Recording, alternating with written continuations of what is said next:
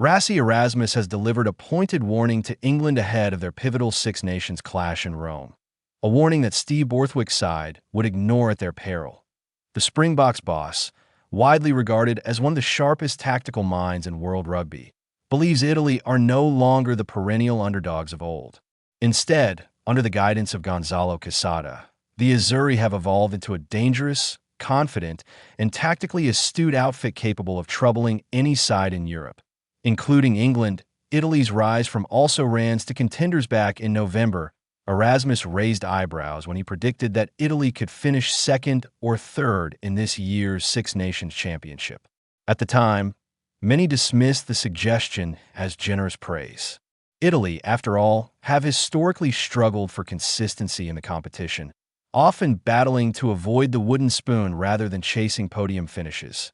Yet the 2026 campaign has offered compelling evidence that Erasmus may have seen something others overlooked. Italy have already beaten Scotland and pushed Ireland to the brink in Dublin. No small feats in a tournament renowned for its intensity and fine margins.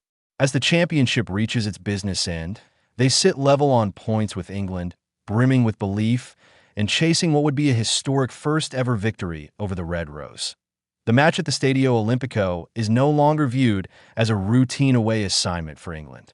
Instead, it carries genuine jeopardy. Erasmus' respect for Quesada's central to Italy's resurgence is head coach Gonzalo Quesada.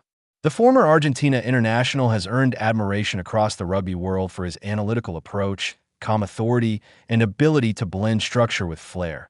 Erasmus did not hesitate to praise Quesada's influence. Their coach is a great coach, Erasmus said. The whole world has a lot of respect for him. For Erasmus, Quesada's rugby intellect, combined with Italy's growing physical edge, has transformed the side's identity. Once known primarily for set-piece grit and defensive stubbornness, Italy now possess tempo, creativity, and line-breaking threats across the park. They don't apologize for having line speed, Erasmus explained. They believe in what they're doing.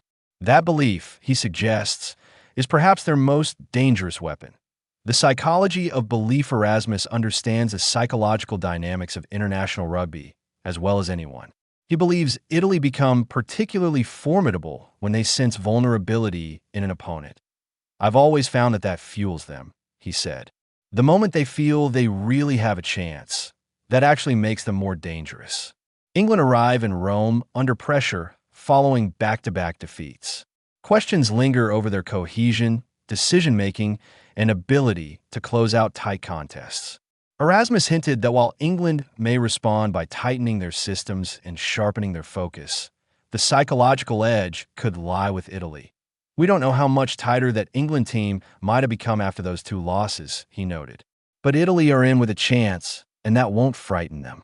In fact, it may embolden them.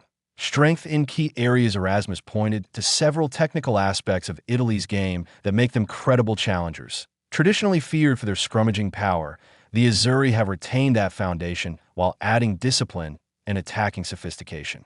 Their line speed is aggressive, their breakdown work increasingly efficient, and their backline now carries genuine cutting edge. The return of dynamic fullback Ange Capuozzo has boosted their counterattacking threat, while the midfield pairing of Juan Ignacio Brex and Tommaso Menoncello provides both defensive steel and attacking invention.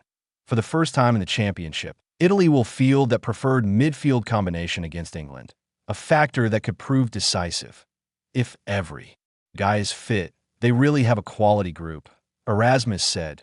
Depth has often been Italy's Achilles heel, but when their core players are available, they can match the physicality and skill of Europe's traditional heavyweights. Would Shockwan be a shock? When asked directly whether he would be surprised if Italy finally broke their 32-match losing streak against England, Erasmus paused before answering. No, he replied. But he was quick to temper the remark, wary of how it might be interpreted. Please don't make the headline. I won't be surprised if Italy beat England, he cautioned. When we go into a game against Italy, we think we can lose the game if we're not at our best.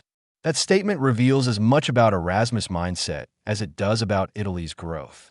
The Springboks prepare for Italy with the same seriousness they afford any Tier 1 nation, a mark of respect that speaks volumes. We are fortunate we might have a hell of a lot of rugby players, he added. So if we lose 2 or 3 or 4, we might still be okay in that test match. It was a subtle acknowledgement of South Africa's depth compared to Italy's more limited resources. Yet the broader message remained clear: underestimate Italy at your own risk. When you strike an Italy team and they've got all their players available and really believe they can win, I wouldn't be surprised if they win, Erasmus said. I felt they could have beaten us before. That is not empty praise. It is a warning grounded in experience. England under pressure for England, coached by Steve Borthwick. The Rome fixture carries significant implications. Despite being narrow favorites, bookmakers giving them only a 7-point edge, confidence is fragile. Former England World Cup winner Will Greenwood highlighted Italy's transformation in a recent interview. Italy over the last 20-25 years have gone from a side feared in the set piece and nowhere else, Greenwood observed. Now they've got flow, tempo, strike runners. He also pointed to the psychological dimension. They will know England will be a little jittery, a little nervous, and they'll look to take advantage in the first 10-15 minutes, he said. Expose the frailties. If Italy start fast and seize early momentum, Greenwood warned, England could find themselves in a dark place. Such concerns underscore how dramatically perceptions have shifted. Not long ago, Italy at home represented a bonus point opportunity for England. Now it represents a genuine test of resilience and composure, a tournament of unpredictability. Erasmus, watching from the Southern Hemisphere, has relished the championship's unpredictability. This is what people want, he said. Unexpectedness, not knowing who's winning, underdogs beating major dogs. France may have set the benchmark in terms of dominance, but Italy, Ireland, and Scotland have all produced performances that defied pre-tournament expectations. I think this Six Nations is a great standard, Erasmus added. The competitive balance has elevated the spectacle and intensified every fixture. For neutral observers, the drama is compelling. For England, the stakes are immediate and personal. The moment of truth in Rome as the teams prepare for battle at the Stadio Olimpico. The narrative is finally poised. England possess experience, depth, and historical dominance in this fixture. Italy possess momentum, belief, and the backing of a home crowd sensing history. That Erasmus warning is less about bold prediction and more about respect. Respect for a team that has quietly built substance behind its flair. Italy are no longer content to be plucky challengers. They see opportunity. They see vulnerability. And under Gonzalo Quesada's guidance, they have the tactical clarity to exploit it. For England, the message is simple. Match Italy's intensity from the opening whistle, or risk becoming the latest victim of a Six Nations campaign defined by unpredictability. Whether history will be made remains to be seen. But one thing is certain. Dismissing Italy as underdogs is a mistake even the world champions refuse to make.